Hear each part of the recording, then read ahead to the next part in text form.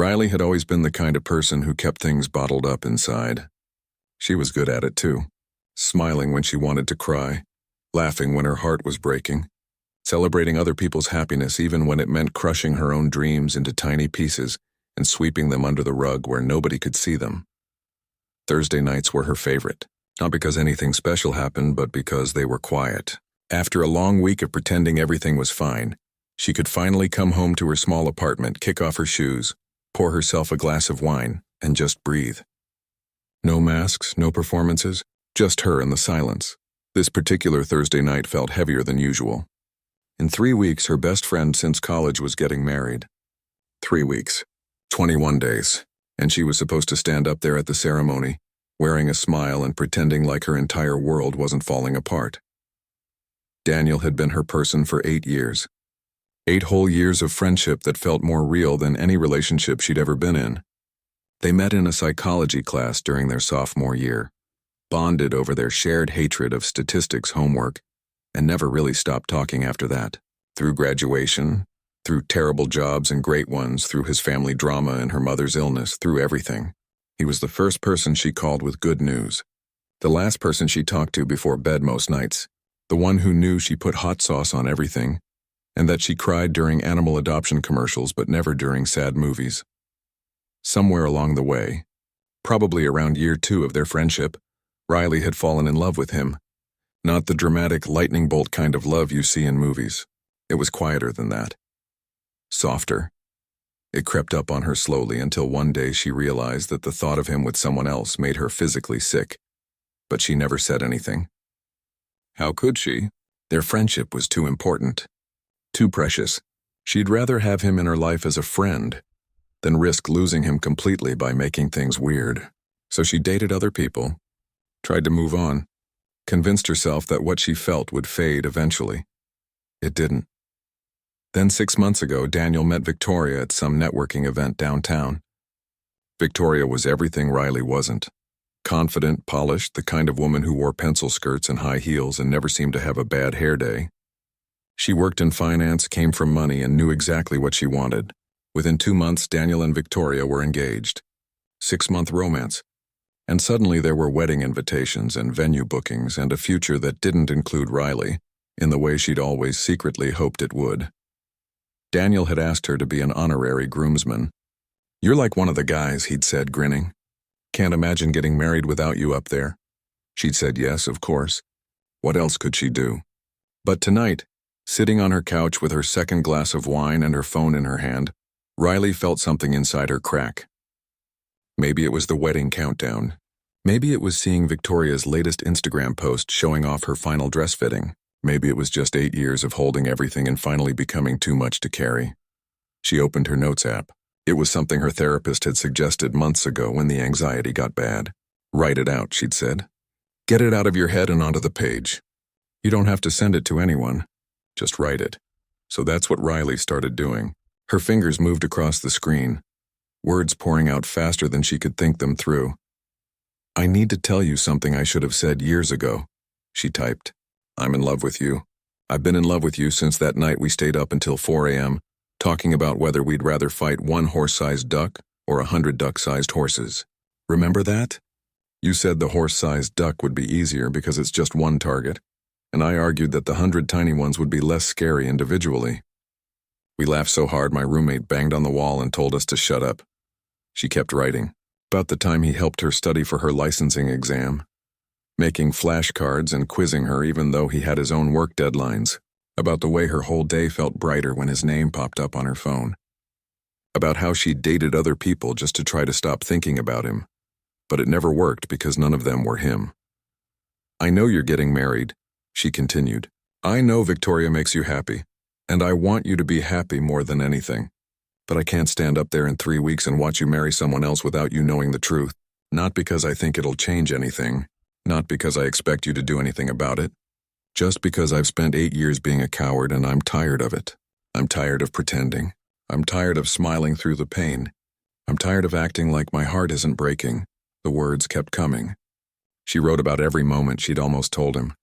The engagement party where she'd pulled him aside but chickened out at the last second. The night he called her crying about his dad's cancer diagnosis, and she wanted to tell him she'd be there for him forever, in whatever way he'd let her. The countless times she'd opened her mouth to say something and closed it again. "You're my best friend," she wrote, "and that's never going to change, no matter what happens. But you deserve to know the truth, even if it's too late, even if it doesn't matter. You deserve to know that you've been loved completely and truly by someone who knows all your annoying habits and loves you anyway, someone who knows you put ketchup on your mac and cheese like a psychopath, someone who knows you're afraid of butterflies but won't admit it, someone who knows you." She read it back, tears streaming down her face. It felt good to finally put it into words, to admit it even if only to herself. This was just for her, a way to process everything before she had to plaster on that smile and play her role in his wedding. She'd write it out, feel whatever she needed to feel, and then delete it, or save it in a folder somewhere and never look at it again. That was the plan. Her phone was in her hand, the message typed out in her notes app. She meant to hit the save button. Just save it and close the app and go to bed and pretend tomorrow that everything was fine. But her fingers, a little clumsy from the wine and the emotion and the exhaustion of 8 years of pretending, hit the wrong spot on the screen. Instead of saving, instead of closing, she somehow managed to open her messages, to select Daniel's name, to paste the entire thing, to hit send. She didn't even realize what she'd done for about 5 seconds, just sat there feeling oddly lighter now that she'd written it all down. Then she looked at her phone. The message thread with Daniel was open. And there in blue text bubbles was everything, every word, every confession, every secret she'd kept for 8 years. The word delivered sat underneath it like a tiny bomb. Riley's heart stopped. Actually stopped. She couldn't breathe, couldn't think, just stared at the screen in absolute horror. No, no, no, no, no, no. She grabbed the phone with both hands like she could somehow reach into it and pull the message back, delete it, undo it, make it disappear, but it was too late. It was sent. He would see it. He probably already saw it. And then, like the universe wanted to really drive home how badly she'd just messed up, 3 little dots appeared under her message. He was typing. At 11:47 p.m. on a Thursday night, 3 weeks before his wedding, Daniel was reading her confession and typing a response. Riley thought she might actually pass out. Daniel was lying in bed next to Victoria when his phone buzzed. She was already asleep, had been for an hour, her breathing soft and steady in the darkness. He'd been scrolling through work emails trying to tie up loose ends before the wedding, consumed his life completely. The notification showed Riley's name. That wasn't unusual. They texted all the time, often late at night when neither of them could sleep. Stupid memes, random thoughts, articles they thought the other would find interesting. But when he opened the message, it wasn't a meme. The first sentence hit him like a physical blow. "I need to tell you something I should have said years ago. I'm in love with you." He sat up slowly, careful not to wake Victoria. His heart was pounding in his ears as he kept reading. The horse-sized duck conversation. The exam help. The dates with other people. 8 years of secrets spilling out in blue text bubbles on his screen. Daniel read it twice. Then a third time. Each time, different sentences jumped out at him. Different moments he remembered suddenly looked completely different through this new lens. That night they'd stayed up until 4 a.m. wasn't just two friends goofing around. The study sessions weren't just her being nice. The way she always seemed to know when he needed cheering up. The way she laughed at his stupid jokes, the way she looked at him sometimes when she thought he wasn't paying attention. How had he not seen it? Or worse, had he seen it and just chosen to ignore it because it was easier that way? His fingers hovered over the keyboard. He needed to respond. She'd see that he'd read it. But what do you say to something like this? What do you say when your best friend just confessed they've been in love with you for 8 years and you're 3 weeks away from marrying someone else? He started typing, then deleted it. Started again. Deleted again. Victoria shifted beside him and Daniel felt a wave of guilt wash over him. She was good to him. She loved him. They had a life planned together. A house in the suburbs, 2 kids, maybe a dog. It was all mapped out, safe, predictable, good. But as he sat there in the dark staring at Riley's words, something inside him felt like it was cracking open. He got out of bed as quietly as he could, grabbed his phone and a hoodie, and went out to the living room. Their apartment was nice, modern, the kind of place Victoria had picked out with an interior designer. Everything matched. Everything was perfect. Sometimes Daniel felt like he was living in a furniture store display. He sat on the couch that cost more than his first car and read Riley's message again. "You're my best friend," she'd written, "and that's never going to change no matter what happens." That line got him, because she was his best friend too. Had been for 8 years. And somewhere in the back of his mind, in a place he'd never let himself look too closely, he'd always known that what he had with Riley was different from what he had with anyone else. With Victoria, things were exciting, passionate. She challenged him, pushed him to be more ambitious, more social, more successful. Their relationship moved fast because that's how Victoria operated. She saw what she wanted and went after it. 6 months ago, she'd decided she wanted him. And before he really knew what was happening, there was a ring and a date and a future all planned out. He'd gone along with it because it made sense. Because Victoria was amazing. Because all his friends said he'd be crazy not to lock her down. Because at 32, wasn't it time to settle down and start building a real life? But Riley was different. Riley was the person who knew he was afraid of butterflies because when he was 6, one landed on his face at a petting zoo, and he'd been terrified ever since. Riley was the person who brought him soup when he was sick and didn't care that he was gross and whiny. Riley was the person who listened to him talk about his dad's cancer for 3 hours straight and never once made him feel like he was being too much. Riley was the person who made him feel like he could be himself completely and totally, without having to perform or impress or be anything other than who he was, and she'd been in love with him this whole time. The typing indicator had been showing for 10 minutes now. He knew she was probably panicking, watching him read and reread her confession without responding. He needed to say something, but what? "I don't know what to say" felt inadequate. "I'm getting married" felt cruel. "I had no idea" felt like a lie because hadn't there been moments when he'd wondered? Hadn't there been times when he'd felt something shift between them? Something he'd deliberately chosen not to examine too closely? He typed, "Riley, I'm still processing this. Can we talk tomorrow?" Then he deleted it and wrote, "I need some time to think." Deleted that too. Finally, he just wrote, "I'm here, I read it. Give me a little time to figure out what to say." He hit send before he could overthink it more. But sitting there in the dark, Daniel couldn't stop his mind from racing. He thought about the engagement party where Riley had pulled him aside. She'd looked like she wanted to tell him something important, but then Victoria had called him over and the moment passed. He thought about how Riley had gotten quiet after he proposed. How her smile at the engagement dinner didn't quite reach her eyes. He thought about his bachelor party last weekend. How all his guys had been making jokes and drinking and having a great time. But all he could think about was how Riley wasn't there. She'd been invited, obviously, but she'd said she had to work. At the time, he'd been disappointed but understood. Now he wondered if she just couldn't handle it. Daniel put his head in his hands. This was a disaster. This was supposed to be the happiest time of his life. 3 weeks until his wedding. Everything planned and paid for and ready to go. 200 guests. A honeymoon in Italy. A whole future mapped out.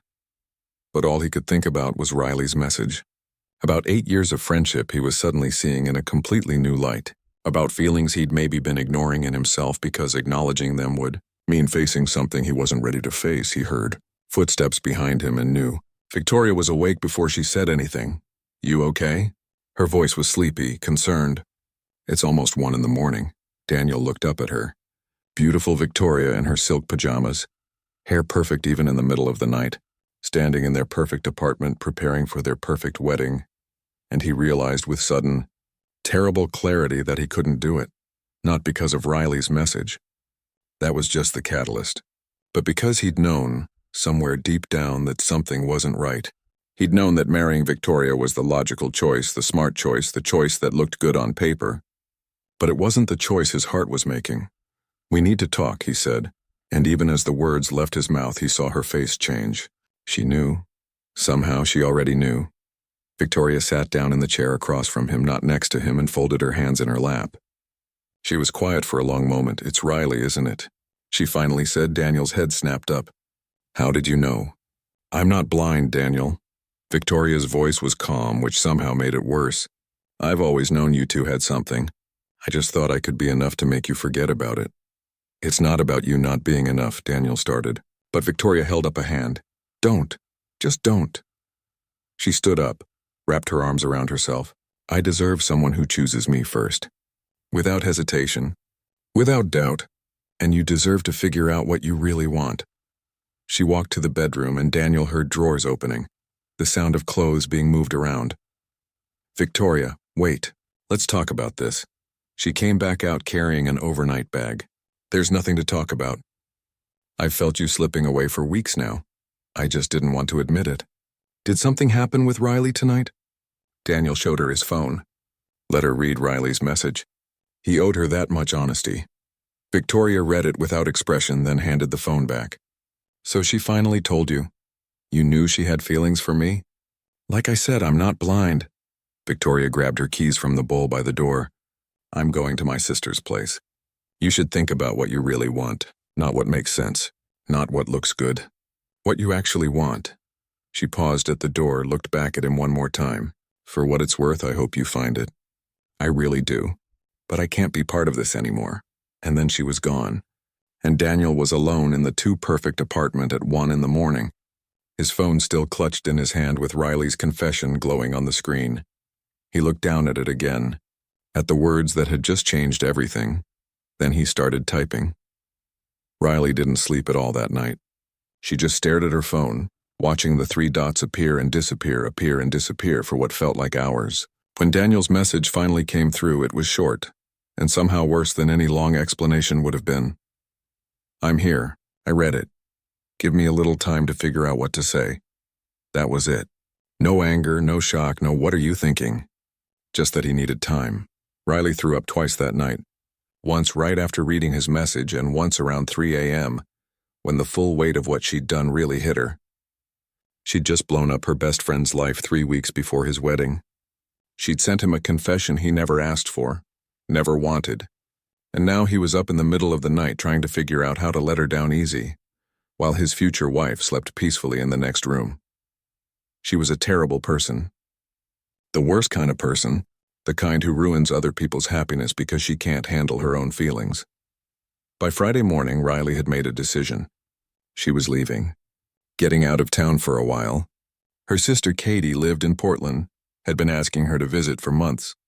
This was the perfect excuse. She'd go there, give Daniel space to figure things out with Victoria, and maybe by the time she came back, enough time would have passed that they could pretend this never happened. She called in sick to work, which wasn't even a lie because she felt genuinely awful. Then she booked a one-way ticket to Portland, leaving that afternoon. She wasn't sure when she'd come back. Maybe never. Her phone kept buzzing. Daniel was calling, texting, but she couldn't answer. What would she even say? Sorry I destroyed your engagement. Sorry I was selfish enough to unload 8 years of feelings on you 3 weeks before the biggest day of your life. She packed a bag with shaking hands, threw in whatever clothes she could grab, and called an Uber to the airport. The texts kept coming. Riley, please answer. We need to talk. I'm not mad. I promise I'm not mad. Victoria left. Things are complicated. Please just call me. That last one made her stop mid-packing. Victoria left? What did that mean? Left for work? Left the apartment? Left him? No, she couldn't think like that. She couldn't let herself hope that her confession had somehow changed things, because that would make her the villain in this story. The person who broke up a happy couple, the homewrecker, the terrible friend who wanted her best friend's fiancé, even if technically he was her best friend first. Riley silenced her phone and finished packing. By Saturday afternoon, she was in Portland, sitting in Katie's tiny apartment, finally safe enough to fall apart completely. Katie, who was 3 years older and had always been the sensible one, just listened while Riley told her everything. The accidental message, Daniel's response. The flight here, all of it. So you ran away, Katie said when Riley finished. I gave him space, Riley corrected. You ran away, Katie repeated. Without even talking to him. Without finding out what Victoria left means. You just decided the story for both of you and took off. What was I supposed to do? Stay there and watch him try to fix his engagement that I broke? You didn't break anything, Katie said firmly. If Victoria left over a text message, there were already cracks in that relationship. You just happened to be the thing that made them visible. Riley wanted to believe that, but the guilt was crushing. She'd spent the last day and a half imagining Daniel trying to explain to Victoria, trying to fix things, trying to salvage his wedding while his best friend's confession hung in the air between them, like a bomb that had already gone off. Meanwhile, Daniel's world had actually exploded. Victoria had packed a bag and left Friday morning, refusing to talk about it until he figured his stuff out. His mother called him 17 times that day. Apparently, Victoria had called her crying, saying the wedding was off. When Daniel finally answered, his mother had screamed at him for 20 minutes about embarrassment and deposits and that Riley girl who's always been too close to you anyway. His younger brother, Tyler, was the only one who didn't immediately jump down his throat. So you're not getting married? Tyler asked when Daniel called him from the too quiet apartment Friday night. I don't know. Victoria says she needs space. I need space. Everything's a mess because of Riley. It's not that simple, isn't it though? Tyler said. Look, I've watched you two for years. Everyone has. We all wondered when you'd figure it out. Figure what out? That you're in love with her, man. Have been for a while. Daniel sat with that for a long moment. I'm marrying Victoria. Are you? Because she packed a bag and left, and you don't sound particularly broken up about it. That was the thing. Daniel wasn't broken up about Victoria leaving. He was relieved. And that realization made him feel like the worst person in the world. He'd been lying to himself for 6 months, lying to Victoria, lying to everyone. He'd convinced himself that what he had with her was enough because she checked all the boxes. Beautiful, successful, ambitious. But he'd never felt with her what he felt when he was with Riley. That ease, that sense of home, that feeling like he could be completely himself and it would always be enough. Riley made him laugh until his stomach hurt. Victoria made him feel like he needed to be better, smarter, more successful. Riley knew his coffee order and his weird sleep schedule and the way he got quiet when he was stressed. Victoria knew the version of him he presented to the world. The polished one, the one who had it together. But Riley knew the real one, the messy one, the one who was afraid of butterflies and cried during that one scene in The Lion King and still called his mom every Sunday, even though she drove him crazy. By Saturday, Daniel had made his own decision. He was going to Portland. Tyler had told him that Riley had mentioned her sister lived there in some old conversation, and a little internet searching found Katie's address. He packed a bag, got in his car, and drove. 4 hours in a car gave him a lot of time to think. About the engagement party where Riley had looked like she wanted to say something. About how she'd gotten quiet after he proposed. About all the times over the years when he'd felt something shift between them and deliberately chosen not to examine it too closely. He'd been a coward. That's what it came down to. He'd been afraid that if he admitted how he felt about Riley, it would change everything. Their friendship would get weird. Things would fall apart. It was safer to date other people, to convince himself that Riley was just his best friend and nothing more. But Victoria had been right. He'd been slipping away for weeks, because the closer the wedding got, the more he realized he was making a mistake. He just hadn't wanted to admit it until Riley's accidental message gave him permission to face the truth. He found Katie's apartment around midnight on Saturday. The lights were still on. He could see shadows moving behind the curtains on the second floor. Daniel sat in his car for 10 minutes trying to figure out what to say. How do you explain to someone that their accidental confession broke open your entire life? That you canceled your wedding not because of them, but because of what their honesty made you finally admit to yourself? Finally, he just got out of the car and knocked on the door. Katie answered, took one look at him and said, "She's on the couch. Try not to make her cry more than she already has." Riley was wrapped in a blanket, her eyes red and swollen. When Daniel walked into the living room, she looked up at him like she was seeing a ghost. "What are you doing here?" Her voice was barely a whisper. "You weren't answering your phone." "So you drove 4 hours to Portland?" "Yeah." They stared at each other for a long moment. Katie quietly excused herself to her bedroom, closing the door behind her.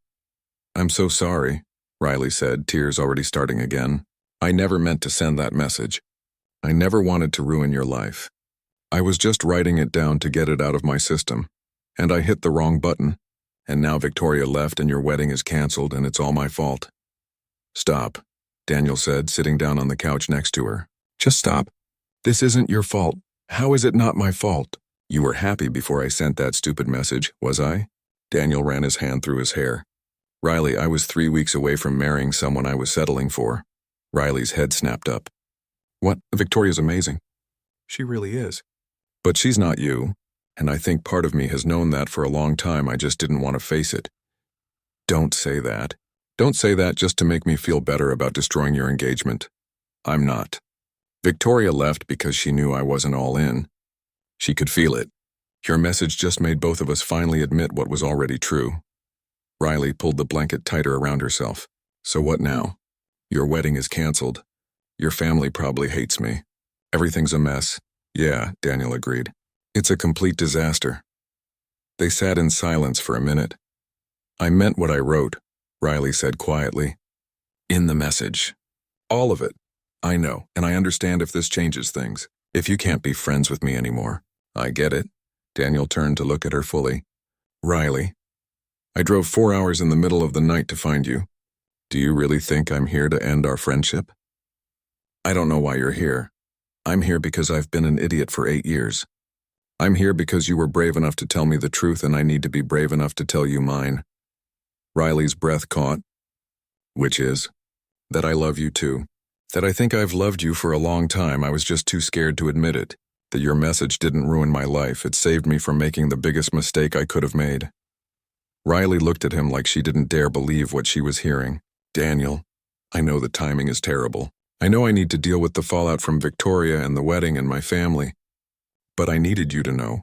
No more running. No more hiding. No more being too scared to say what's true. For the first time in days, Riley felt like she could breathe. The thing about moments that feel like movie endings is that real life keeps going after them. Daniel and Riley sat on that couch in Portland. And yes, there was relief and honesty and finally saying out loud the things they'd both kept hidden for years. But the sun still came up the next morning, and with it came all the messy, complicated reality they'd been avoiding. Daniel's phone started ringing at 7 in the morning. His mother again.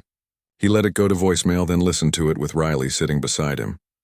Daniel Robert Chen, you call me back right now. I have been up all night with your father trying to figure out how to cancel 200 guests. Do you have any idea how humiliating this is?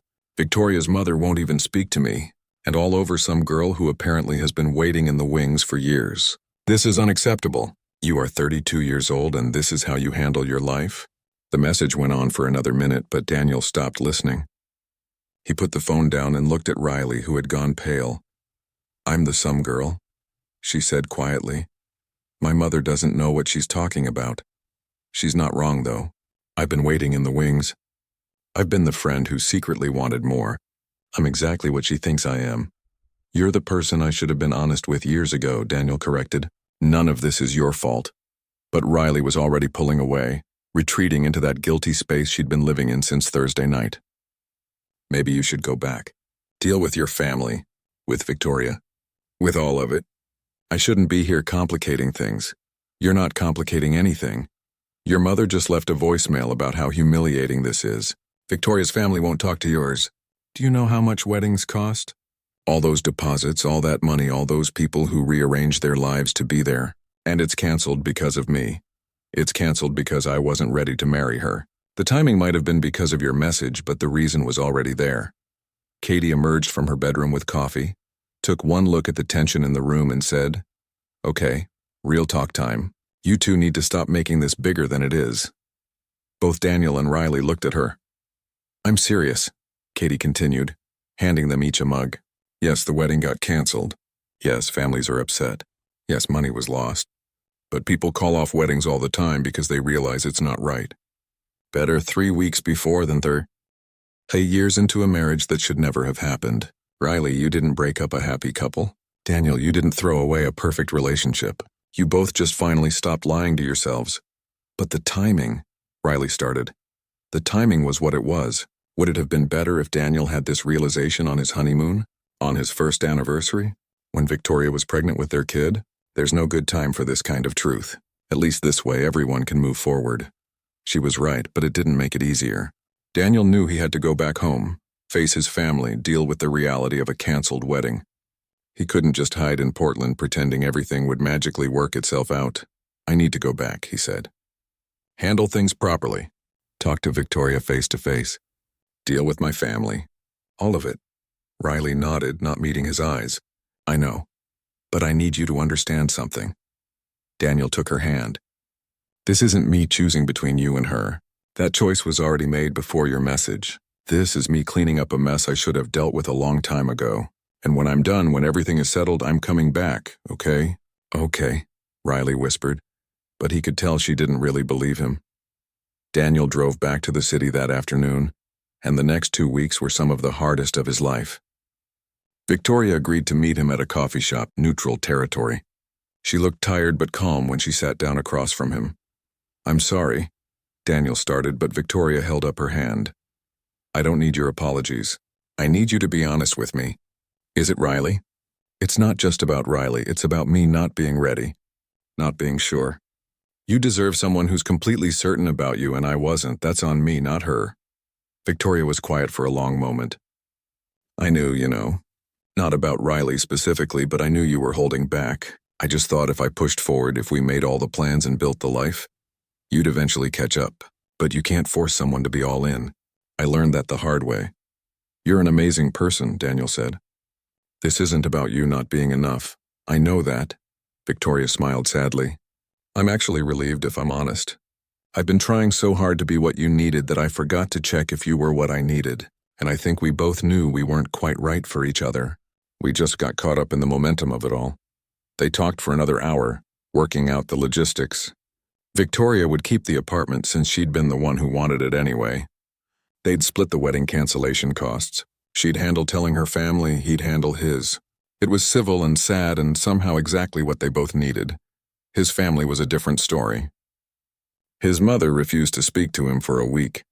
His father was disappointed but tried to be understanding.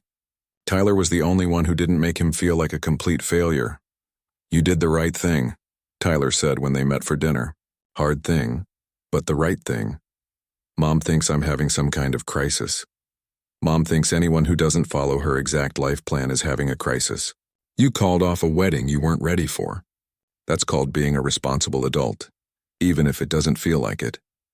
But the comments from extended family, the pitying looks from friends, the whispers about what really happened, wore on Daniel. He hadn't talked to Riley much during those 2 weeks. A few texts here and there, but nothing substantial. He wanted to get everything settled first, wanted to be able to come to her with a clean slate. He didn't realize that his silence was destroying her. Back in Portland, Riley had convinced herself that Daniel was having regrets. The initial rush of honesty had worn off, and now he was dealing with the real consequences. Lost deposits, angry families, a broken engagement, all because she couldn't keep her feelings to herself. Katie tried to talk sense into her. He said he'd come back. You need to trust that.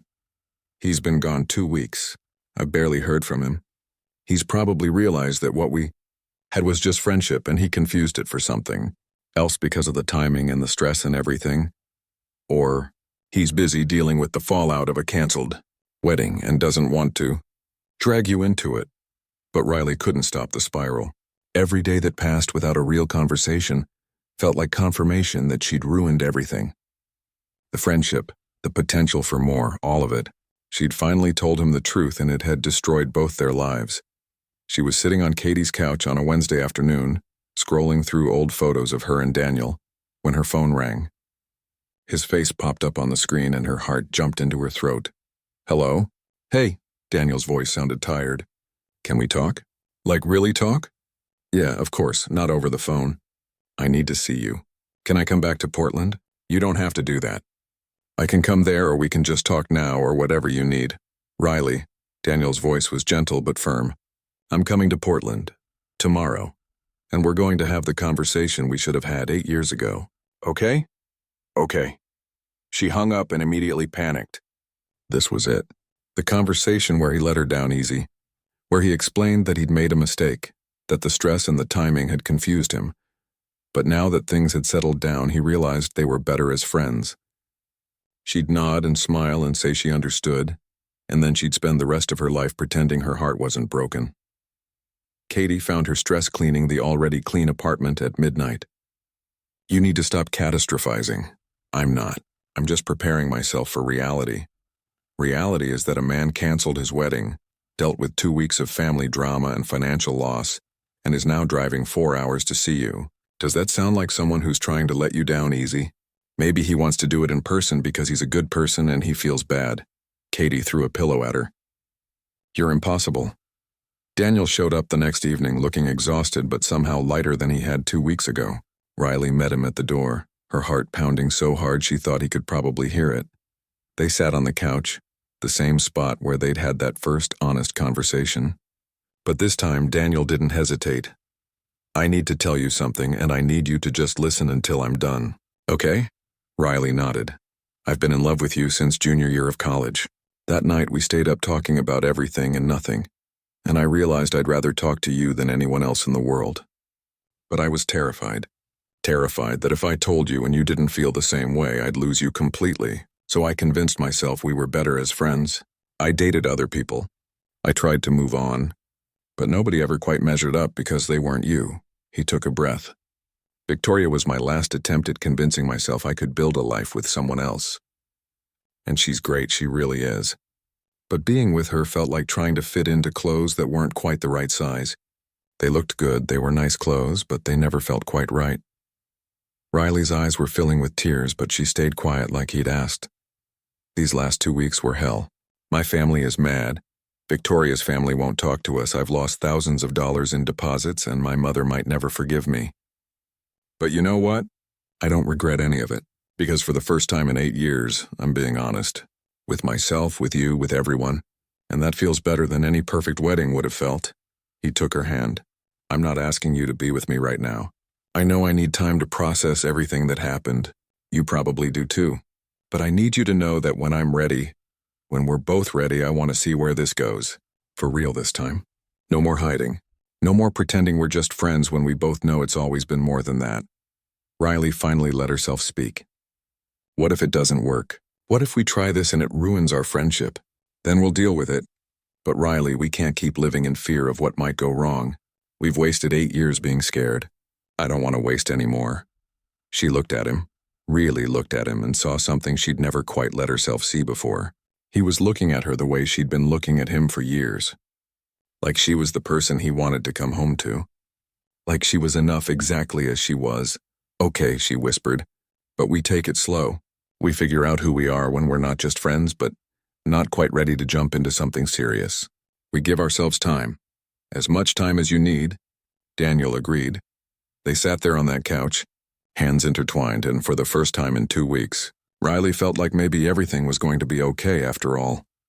Taking it slow turned out to be harder than either of them expected, not because they didn't want to, but because after 8 years of dancing around their feelings, being honest felt like opening a door they'd both been trying to keep closed. Suddenly everything meant something different. Daniel went back to the city, but they agreed not to talk for a month.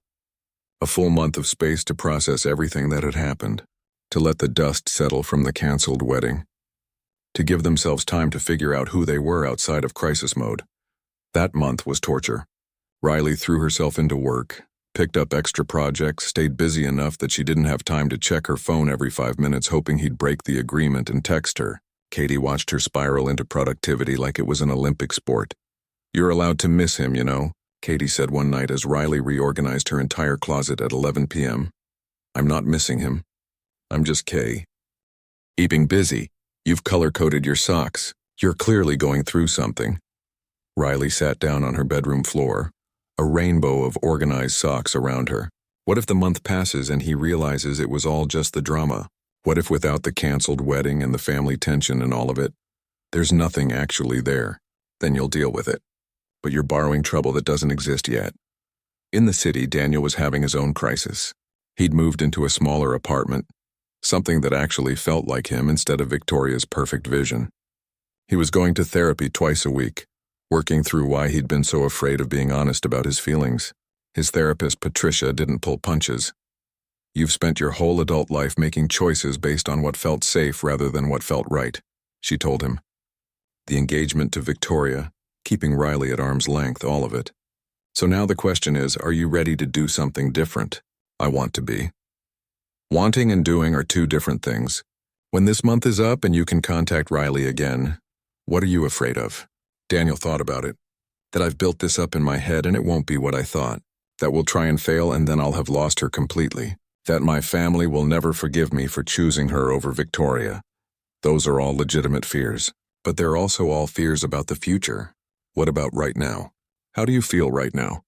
Terrified. But also more myself than I've felt in years. The month crawled by. Daniel stayed off social media, avoided their old hangout spots, didn't even look at photos of them together because it felt like cheating somehow. They'd agreed to space and he was going to respect that even if it killed him. 3 weeks in, Victoria reached out.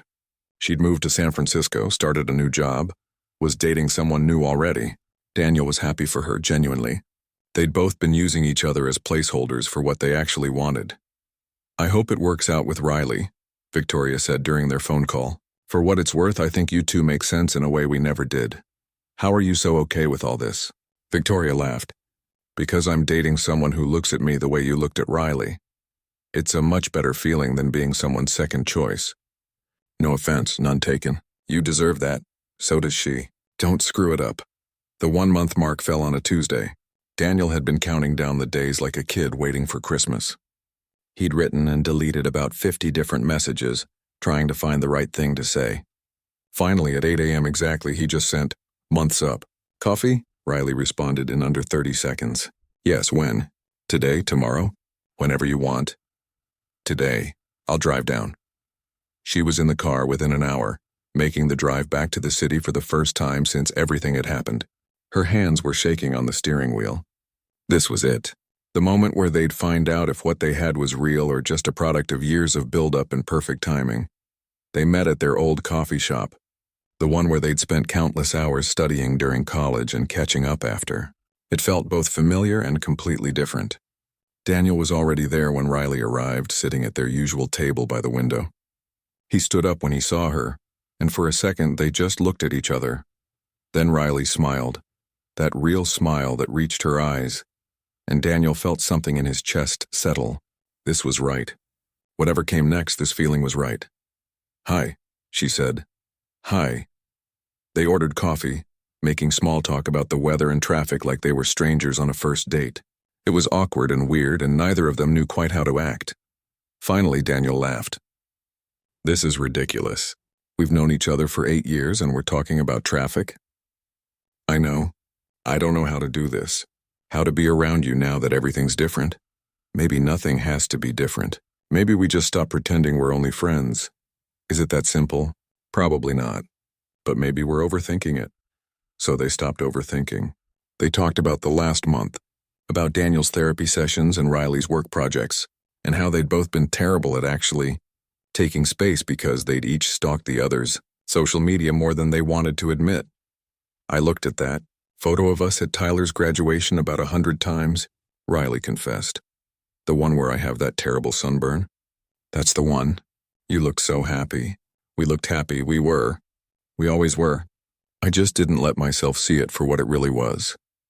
They spent 3 hours in that coffee shop, and by the time they left, some of the awkwardness had faded.